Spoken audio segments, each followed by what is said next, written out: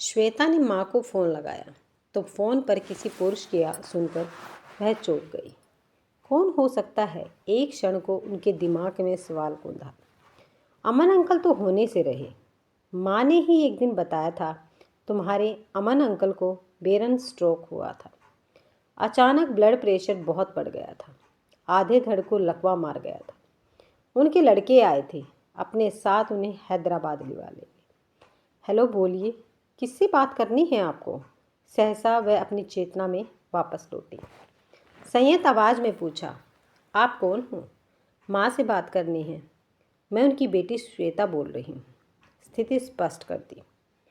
पास के general store तक गई है, कुछ ज़रूरी सामान लाना होगा। रोका था मैंने, कहा भी कि लिख कर हमें दे दो, ले आएंगे, पर वह कोई स्पेशल डिश बनाना चाहती है शाम को। तुम्हें तो पता होगा, पास में ही सब्जी की दुकान है। वहाँ वह अपनी स्पेशल डिश के लिए कुछ सब्जियाँ लेने गई है। पर यह सब मैं तुमसे बेकार कह रहा हूँ, तुम मुझे जानती नहीं होगी। इस बीच कभी आई नहीं तुम जो मुझे देखती और हमारा परिचय होता। बस इतना जान लो, मेरा नाम प्रभुनाथ है और तुम्हारी माँ मुझे प्रभु कहती है। तुम चाहो तो प्रभु अंकल कह सकती हो। प्रभु अंकल।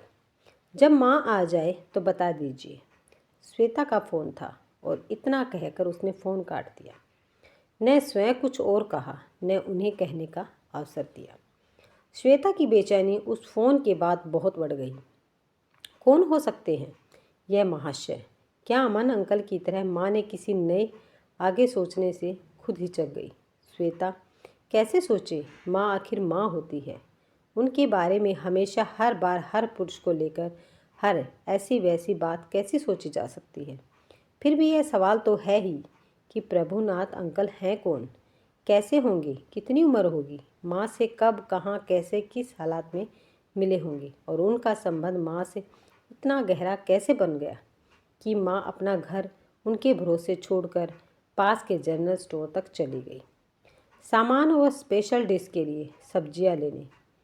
इसका मतलब हुआ प्रभु अंकल माँ के लिए कोई स्पेशल व्यक्ति हैं। लेकिन यह नाम पहले तो कभी माँ से नहीं सुना। अचानक कहाँ से प्रकट हो गए यह अंकल? और इनका माँ से क्या संबंध होगा जिनके लिए माँ स्पेशल डिश बनाती है? कह रहे थे कि जब वह आते हैं तो माँ ज़रूर कोई ना कोई स्पेशल डिश बनाती हैं। इसका मतलब हुआ यह महाशय वहाँ नहीं, कहीं और रहते हैं और कभी कभार ही माँ के पास आते हैं। अड़ोस पड़ोस के लोग अगर देखते होंगे तो माँ के बारे में क्या सोचते होंगे? कस्बाई शहर में इस तरह की बातें पड़ोसियों से कहाँ छिपती हैं?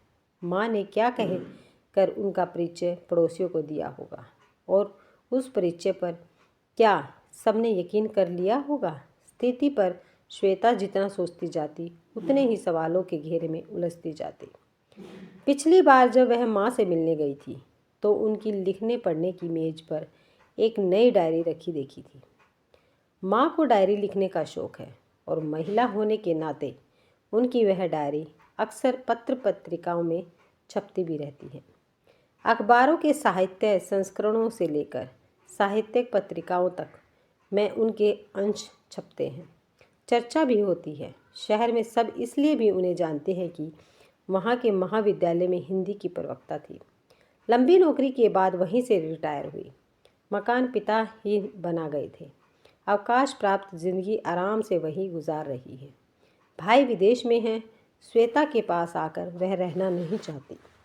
बेटी दामाद के पास आकर रहना उन्हें अपनी स्वतंत्रता में बाधक ही लगता है, बल्कि अनुचित भी लगता है। इंतज़ार करती रही श्वेता की माँ अपनी तरफ से फ़ोन करेगी, पर उनका फ़ोन नहीं आया। माँ की डायरी में एक अंग्रेजी कवि का वाक्य शुरू में ही लिखा हुआ पढ़ा था। In you at every moment life is about to heaven. यानी आपके भीतर हर क्षण जीवन का कुछ न कुछ घटता ही है। जीवन घटना विहीन नहीं होता। महाविद्यालय में पढ़ते समय भी श्वेता अपनी सहेलियों से माँ की प्रशंसा सुनती। बहुत अच्छा बोलती है, उनकी स्मृति गजब की है। ढेरों कविताओं के उदाहरण वह पढ़ाते समय देती चली जाती है। भाषा पर ज़बरदस्त अधिकार है। कॉलेज में शायद ही कोई उन जैसे शब्दों का चयन अपने व्याख्यान में करता है। पुरुष अध्यापक प्रशंसा में कह जाते हैं कि प्रो कुमुद जी पता नहीं कहाँ से इतना वक्त निकाल लेती हैं। यह सब पढ़ने लिखने का कुछ मुंह फट जड़ देते कि पति रेलवे में स्टेशन मास्टर है। अक्सर इस स्टेशन से उस स्टेशन पर फेंके जाते रहते हैं, बाहर रहते हैं और महीने में 2-4 दिन के लिए ही आते हैं। इसलिए पति को लेकर उन्हें कोई व्यवस्था नहीं है। रहे बच्चे तो वे अब बड़े हो गए हैं। बेटा IIT में पढ़ने बाहर चला गया। कल को वहाँ से निकलेगा तो विदेश के दरवाजे से खुले मिलेंगे। लड़की पढ़ रही है, योग्य वर मिलते ही उसकी शादी कर देगी। फुर्सत ही फुर्सत है। उन्हें पढ़ेगी लिखेगी नहीं तो क्या करेगी। श्वेता MA के बाद शोध कार्य करना चाहती थी, पर पिता को अपने एक मित्र का उपयुक्त लड़का जच गया। रिश्ता तय कर दिया और श्वेता की शादी कर दी। B.Ed उसने शादी के बाद किया और पति की कोशिशों से उसे दिल्ली में एक अच्छे पब्लिक स्कूल में नौकरी मिल गई थी। पति एक बहुराष्ट्रीय कंपनी में उच्च पद पर थे। व्यवस्था के बावजूद श्वेता अपने संबंध और कार्य से खुश थी। छुट्टियों में जब तब माँ के पास हो जाती, कभी अकेली कभी बच्चों के साथ तो कभी पति भी साथ में होते। IIT के तुरंत बाद भाई अमेरिका चला गया था। इधर मंदी के चलते अमेरिका से भारत आना उसके लिए अब संभव न था। कहता है अगर नौकरी से महीने भर बाहर रहा तो कंपनी समझ लेगी कि बिना इस आदमी के काम चल सकता है, तो क्यों व्यर्थ में एक आदमी की तनख्वाह दी जाए। वैसे भी अमेरिका में जॉब की बहुत मारामारी चल रही है। फिर भी भाई को पिता की एक हादसे में हुई मौत के बाद आना पड़ा था और बहुत जल्दी क्रियाक्रम करके वापस चला गया था। पिता उस दिन अपनी नियुक्ति वाले स्टेशन से घर आ रहे थे, लेकिन ट्रेन को एक छोटे स्टेशन पर भीड़ ने आंदोलन के चलते रोक लिया था। ट्रेन पर पत्थर फेंके गए तो कुछ दंगाइयों ने ट्रेन में आग लगा दी। जिस डिब्बे में पिताजी थे उस डिब्बे के लोगों ने आग लगा दी थी। सवारियां उतरकर भागी तो उन पर दंगाइयों ने ईंट पत्थर बरसाए। पत्थर का एक बड़ा टुकड़ा पिता के सिर में आकर लगा तो वह वहीं गिर पड़े। साथ चल रहे अमन अंकल ने उन्हें उठाया। सिर से खून बहुत तेजी से बह रहा था। लोगों ने उन्हें लेकर अस्पताल तक नहीं जाने दिया, रास्ता रोके रहे। हाथ पांव जोड़कर अमन अंकल ने किसी तरह पिताजी को कहीं सुरक्षित जगह ले जाने का प्रयास किया, पर तब तक बहुत देर हो चुकी थी और उनकी मृत्यु हो गई थी। पानी ने पिता के फंड, पेंशन आदि की सारी जिम्मेदारी अमन अंकल को सौंप ही दी थी। अंकल आप ही निपटाएं ये सरकारी झमेले। आप तो जानते हैं इन कामों को निपटाने में महीनों लगेंगे।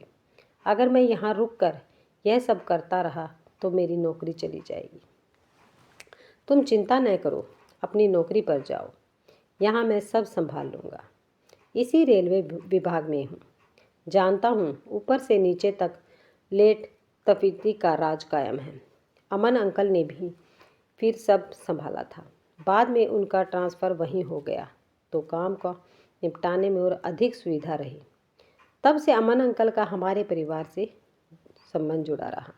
वह अरसे तक जारी रहा। उनका एक ही लड़का था जो IT इंजीनियर था। पहले बेंगलोर में नौकरी पर लगा था, बाद में ऊंचे वेतन पर हैदराबाद चला गया था। अमन अंकल की पत्नी की मृत्यु कैंसर से हो गई थी। नौकरी शेष थी तो अमन अंकल वहीं रहकर नौकरी निभाते रहे। इस बीच उनका हमारे परिवार में आना जाना जारी रहा। माँ की उन्होंने बहुत देखरेख की। पिता की मृत्यु का सदमा वह उन्हीं के कारण सह सकी। यह उनका हमारे परिवार पर उपकार ही रहा। बाकी माँ से उनके क्या और कैसे संबंध रहे वह अधिक नहीं जानती हैं। कुछ कुछ आभास श्वेता को उनकी डायरी से हुआ था। एक बार उनकी डायरी में कुछ कविताओं के अंश नोट किए हुए मिले थे। तुम चले जाओगे पर थोड़ा सा यहाँ भी रह जाओगे, जैसे रह जाती है पहली बारिश के बाद हवा में धरती की सौंधी सी गंध। एक पृष्ठ पर लिखी ये पंक्तियाँ पढ़कर तो श्वेता भौचक ही रह गई थी। सब कुछ बीत जाने के बाद भी बचा रह गया है प्रेम। प्रेम करने की भूख केली के बाद शैया पे पड़ गई सलवटों सा सब कुछ नष्ट हो जाने के बाद भी बचा रहेगा प्रेम। दीपशिखा ही नहीं, उसकी तो पूरी देह ही बन गई है दीपक।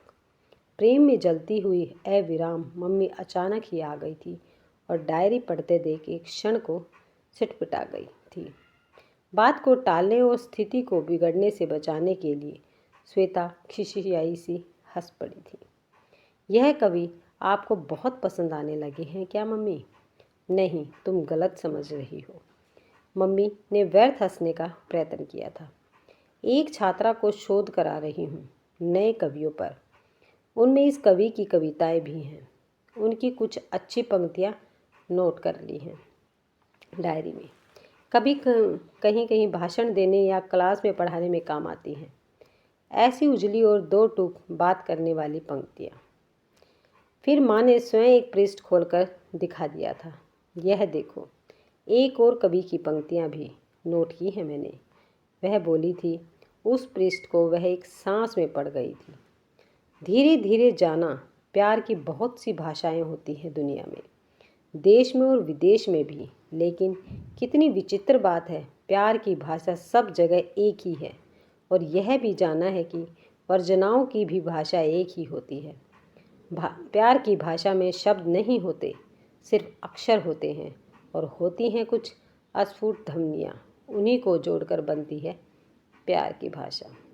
माँ के उत्तर से वह न सहमत हुई और न संतुष्ट, पर वह व्यर्थ उनसे और उस मसले पर उलझना नहीं चाहती थी। शायद यह सोचकर चुप लगा गई कि माँ भी आखिर तो एक स्त्री ही है और स्त्री में प्रेम पाने की भूख और आकांक्षा अगर आजीवन बनी रह जाए तो इसमें आश्चर्य क्या है। पिता के साथ माँ ने एक लंबा वैवाहिक जीवन जिया था। उस दुर्घटना में वह अचानक माँ को अकेला छोड़कर चले गए थे। शरीर की कामना इच्छाएं तो अतृप्त रह ही गई होंगी। 55-56 साल की उम्र थी तब मम्मी की। इस उम्र में शरीर पूरी तरह मुरझा नहीं है।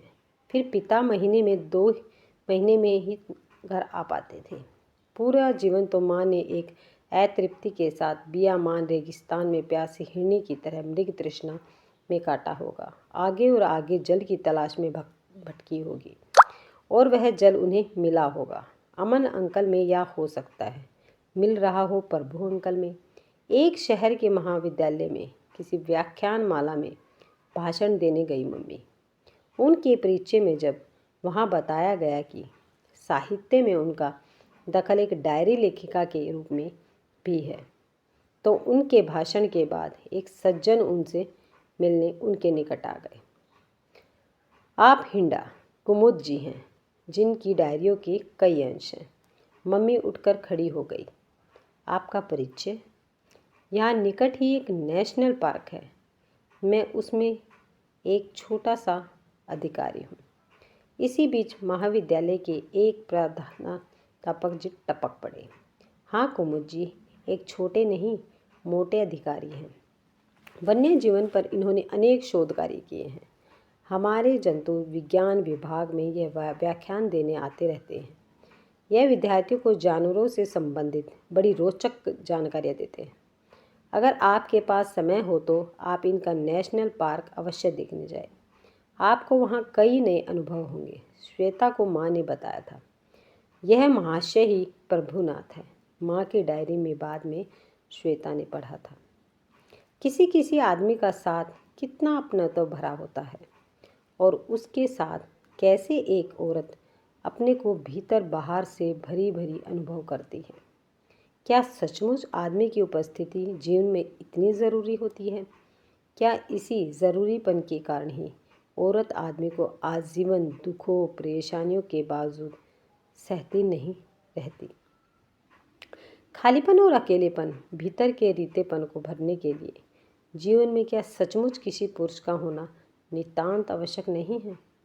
कहीं कोई आदमी आपके जीवन में होता है तो आपको लगता रहता है कि कहीं कोई है जिसे आपकी ज़रूरत है, जो आपकी प्रतीक्षा करता है, जो आपको प्यार करता है, चाहता है तन से भी, मन से भी और शायद आत्मा से भी। प्रभुनाथ के साथ पूरे 7 दिन तक नेशनल पार्क के भीतर जंगल के बीच में बने आरामदेह शानदार हट में पड़ी रही। तरह तरह के जंगली जंतु तो प्रभुनाथ ने अपनी जीप में बैठा कर दिखाए ही। थारू जनजाति के गांव में भी ले गए और उनके बारे में अनेक रोचक और विचित्र जानकारियाँ दी जिनसे अब तक मैं परिचित नहीं थी। दुनिया में कितना कुछ है जिसे हम नहीं जानते। दुनिया तो बहुत बड़ी है, हम अपने देश को ही ठीक से नहीं जानते। इससे पहले हमने कभी सपने में भी कल्पना नहीं की थी कि यह नेशनल पार्क, यह मनोरम जंगल में जानवरों, पेड़ पौधों की एक भरी पूरी विचित्र और अद्भुत आनंद देने वाली एक दुनिया भी होती है, जिसे हर आदमी को जीवन में ज़रूर देखना और समझना चाहिए। प्रभुनाथ ने चपरासी को मोटरसाइकिल से भेजकर भोजन वहीं उसी आलीशान हट में मंगा लिया था। साथ बैठकर खाना खाने के बाद प्रभुनाथ उठे और बोले, तो ठीक है मैडम, आप यहाँ रात भर आराम करें, हम अपने क्वार्टर में जाकर रहेंगे। नहीं, मैं अकेली हरगिज़ इस जंगल में नहीं रहूँगी। मैं हड़बड़ा गई थी। रात हो गई है और जानवरों की कैसी हैवानी भयां आवाज़ें रह रह कर आ रही हैं। कहीं कोई आदमखोर यहाँ आ गया और उसने इस हट के दरवाजे को तोड़कर मुझ पर हमला कर दिया तो?